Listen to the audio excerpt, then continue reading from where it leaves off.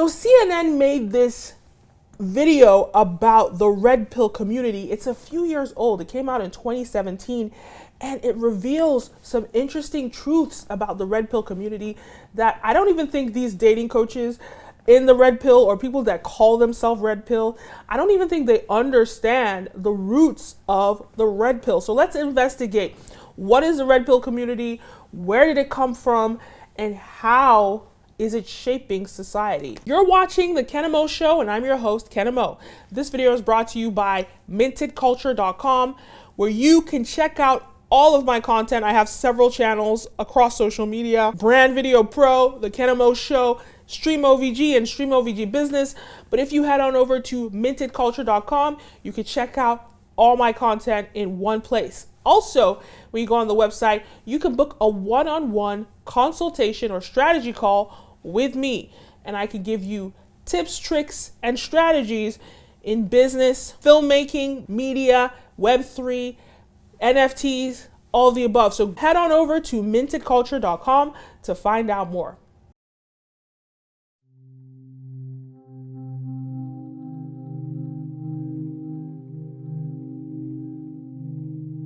I was able to get a girlfriend. For the most part, she was nice and didn't quite work out.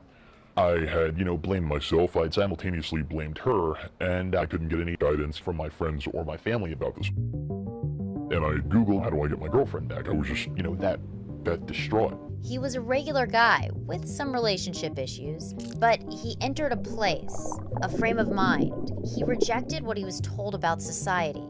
A lot of, cults, they look for people who are in transitional periods of their lives. As soon as they see their vulnerability, they take it. A search for dating advice can spiral into political radicalization.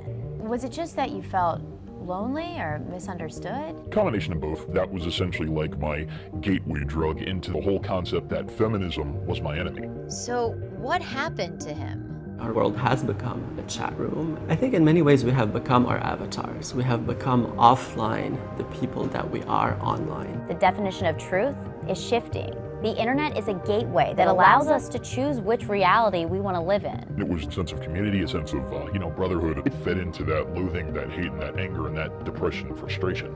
Internet memes break through the screen. They draw people in with irreverence and irony. And a lot of people will start being ironically racist before they start being really racist. This is a story of two realities. You take the blue pill, the story ends. You wake up in your bed and believe whatever you want to believe. You take the red pill, you stay in Wonderland, and I show you how deep the rabbit hole goes. Let's go down the rabbit hole. Blue pill or red pill?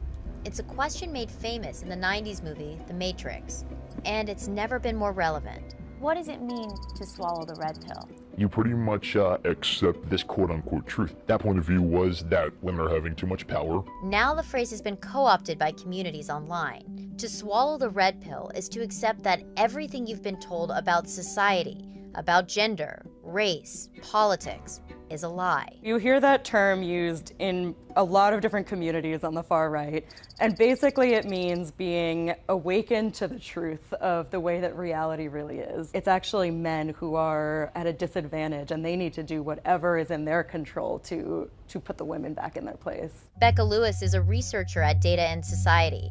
She's been studying these forums for years. Before taking the red pill became political, it was actually just about picking up women. You'll find people gravitating to communities like the pickup artist community, where young men can get advice on how to attract young women. They're really feeling lost and looking for advice or guidance or community. I met up with a man who you could call an ex-red pillar. He's out of the community now, but he asked us to keep his identity a secret. Let's call him Josh. As soon as I started to continuously not do so well with women, instead of thinking that it was me, I started to, in a way, blame them. That's when I first entered the world of the pickup artists. He found them in online communities where men talked strategy, how to seduce women. They're coined red pill forums. They were kind of speaking to a need that I felt was really not met at certain points in my life. In these forums, hitting on women turns into a game. The premise: sex is ultimately about power and taking back control. Which is a reactionary movement to the feminist movement. That reaction is that there is a group of rebellious women who are just, angry at men. They do recognize that, women have rights, but only in as much as, these are rights that, men have given you. It wasn't just about misogyny. These forums became political. You can start to embody those more radical ideas based on the initial idea that men are actually the ones that are being mistreated in society. So once you start from that basis, it's really easy for it to snowball. Sprinkled in between posts on women are hateful comments on topics like race and religion. At what point did this anti-feminism rhetoric, at what point did this turn political for you? I just, really felt powerless because I felt that my opinions, my feelings, especially as a man, did not matter. Especially when there are people, getting more money than me, getting more girls than me. And I'm just like, what can I do to catch up? And I was, to my eternal embarrassment, radicalized by the right wing politically. Since I refused to, listen to anyone else's point of view, I immediately took theirs because I believed that it was the right one. It's interesting that you said radicalized. Was that a gateway to the alt-right? To a degree, actually to a very large degree. They speak to these guys who believe that they're being, largely ignored, kind of being pushed out of the spotlight as feminism has, kind of been on the rise for the past 50 years. It kind of really speaks to fear. The alt-right and Gamergate and a lot of the men's rights activists, they kind of not really calm that fear, but in a way they kind of stoke that fire. That's why I say this all the time. I say it time and time again. Inequality is inequality. And I'm not talking about, when I say that, I'm not talking about the history of different sections or sectors of inequality, but I mean that inequality is inherently flawed. Any section of it is inherently flawed because you can easily use one facet of it and merge it into another. And we see in these red pill communities, as it started out just being about dating, it shifted very quickly into racism, right? And it's a slippery slope. You find he's a black man. He comes into these red pill communities. He's trying to pick up women, and he's now believing all this misogyny. He's believing this anti-feminism. And then all of a sudden, he finds himself in this racist community who's attacking him as a black man, but he's all of a sudden consumed by it. And therefore, my point is, inequality is inherently flawed. It's a slippery slope that merges into each and every different facet. If we just decide that every human being is equal and treat every human being equally, then we will ultimately avoid this slippery slope. But if we come into a position and say, oh, well, as a man, I believe women are inferior. Well, a woman could easily, especially a white woman could say, well, I believe black people are inferior. And it goes on and on and on. Who is right in this situation? Or how about everybody's just wrong? It's just a very selfish mentality, believing that anybody is superior to anyone. But I'll keep going. It starts to tie into a more broad idea that men are under threat from modern society, and they basically adopt the terminology of the left, saying that men are an oppressed group, they're being put down by systematic feminism, and we need societal changes to help men. So how does a guy like Josh end up joining the men's rights movement, becoming a part of these so-called red pill forums, when he was just looking for a girlfriend? I met up with Dr. Elias Abujadi, a psychiatrist who wrote a book called Virtually You, The Dangerous Powers of the E-Personality. We don't go online to become more moderate. We go online to have our more extreme positions, our more extreme ideologies be confirmed and agreed upon. The more we do that, the more polarized we become as a society. And increasingly, we're seeing some of that rhetoric play out offline. A neo-Nazi protest in Charlottesville. One leader, Christopher Cantwell, who gained notoriety in a Vice report, wrote a number of articles for a men's rights blog in 2014. We reached out to Cantwell via his website, but haven't heard back. An incident at that Charlottesville protest resulted in many injured and one person dead. I think that's a comment as well on algorithms and how they work and how they're so personalized. Because if I go on TikTok, I'll see a lot of stuff that is, one side of the spectrum, one perspective, right? But then if I like that video, I'll continue to be fed that content. But that's not going to be the same content that you who's watching this might see. If you go on social media, you'll see a different type of content and you're going to be consistently fed that content. So that does then create more polarization, because when you go into these wormholes, especially these YouTube or TikTok wormholes, you just end up like really, especially if you're younger and you're more susceptible to believing whatever you hear, you can easily get brainwashed into one ideology and one way of thinking, and you're trapped in that way of thinking. But on a societal level, it's almost like these algorithms are designed to keep us polarized, to keep us completely in an echo chamber, and therefore as a society we will have very different views from other people. And I think this is something that these algorithms need to work on not doing. This is another video for Brand Video Pro, but let me keep watching. We have become offline the people that we are online, meaning these narcissistic traits, this impulsivity, this aggression that we manifest so easily and so automatically on social media and other online platforms. We are becoming these people offline as well. Our world has become a chat room. In what sense? There is something rewarding about acting disinhibited online, because you feel like you're getting away with something that in the moment can feel good. But the more it happens, the more it gets normalized. So you do it once, you're more likely to do it twice, and then maybe 10 times. After the 10th time, it's become so sort of normalized that it's easier for it to be transposed. These are people that are unhealed. Anyone that's gonna act up online and do that in real life, that's an unhealed person. I don't think that, I understand what he's saying to some degree. Maybe you could go off in the comment section, but there's nothing that I'm going to say online that I'm not going to say in your face. That's just me. So, but I mean, I understand how there are people that, they're keyboard warriors, but when you see them in your face, they can't say anything. But let's keep going. Offline. Red pill groups are scattered across the internet, but they were able to rally around a political mission in 2016. So there are people that focus on men's rights, there are people that focus on issues of white Americans, there are trolls who just want to trick people and elicit a response. Trump was a way that they could all come together and unite around a common goal.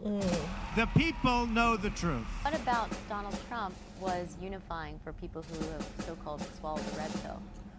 Well, I think they liked that he kind of barreled in, and they thought he was really going to mess up the establishment, because as they're getting radicalized, they are trusting establishment media less and less, they're trusting education less and less. They really liked that he represented this anti-establishment movement. We reached out to the White House, and they declined to comment for the story. He is essentially the alt-right president. He's the president belonging to that reactionary movement.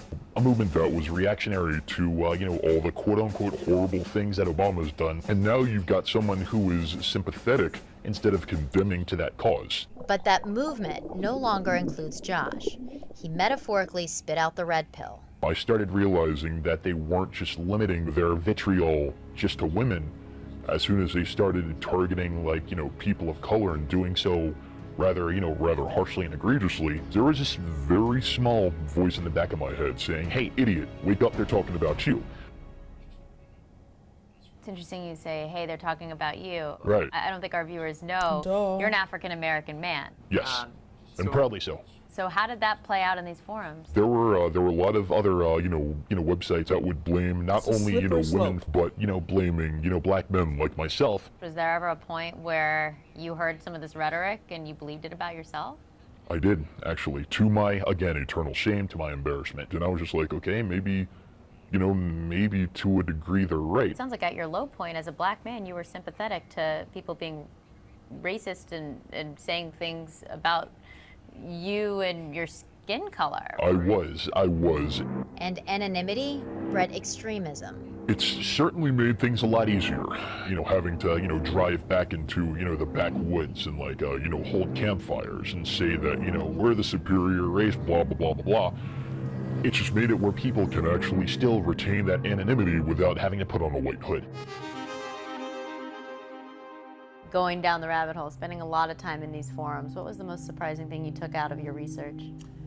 The empathy that I ended up feeling for the men at the very beginning of getting red pilled, because they are frustrated, they're often lonely, they're scared, and they're trying to find their way in the world as well. But these movements are taking them in a fundamentally dangerous direction. It's such a fascinating thing to say that you felt empathy for these people, because I think it's so easy, even as women, right, to kind of shake your head and think, really? They start interacting with other people in this community, and if these people have already given them advice that they trust on dating and on women, then they're going to be more willing to listen to them on issues of race and sexuality. As we dig into our own realities, perhaps the most fascinating way to look in the mirror is by sitting across from someone on the other side. I guess part of me sitting across someone who spent so many years angry at women, just because I want to do great in my career, I want to do these great things, that doesn't mean that you don't have to have that for you. I understand that now. But the problem is that that a lot of these guys believe the propaganda that if women take over, men are going to be slaves. That's not it. I've learned that. How are you doing now? You okay? Well, I've still got a long way to go. There's still a lot more of deprogramming, I guess you could say. We used to program the internet. Now the question, is it programming us? Remember, all I'm offering is the truth, nothing more. It's just a scarcity mindset. And it's not just it's not just, I guess, these red pill misogynists that think like that. It's also, that's what white supremacists think, that if we let black people get equal rights, then they'll do what we did to them, they'll do it to us. But I think that people just want to be free. Men, women, black people, anyone that's been oppressed, we just want freedom and just to let go, and it's just ridiculous. And it makes me ask the question, if that is the deep-rooted fear in the red pill, because you could look at the red pill and it really does move in fear. This desperation for a woman to submit, it's rooted in fear. It's rooted in this idea that if she doesn't submit to me, then I have to submit to her. It's a very primal, animalistic or primitive sort of mentality, which rightfully we are animals as humans. And maybe there is a component to that there is some truth to it on some very surface level. But I think when you think about the sophistication of humanity, at the end of the day, we are called Homo sapiens, which means wise man, and we've evolved intellectually in so many ways. I think that when you foster a healthy environment in a relationship and amongst men and women, you'll find that this oppressive or this idea of submission and oppression and one person being the head and the other person being the tail is just not realistic. And it's more of a situation whereby there is a holistic and fruitful approach to have this healthy, equal dynamic in a relationship. But that's such an interesting perspective. CNN, thank you for that. Great report. And I think the main takeaway for me is when I look at the red pill community today, a lot of them, especially these red pill dating coaches, a lot of them are black men. They don't even understand what they are perpetuating, what they are promoting. And funny enough, I talked about how Kanye West in another video doesn't even realize by him wearing the MAGA hat what he's representing, what he's promoting. You don't realize how big this thing really is, because a lot of them, look, most of these dating coaches, they don't even have an education, let's be real.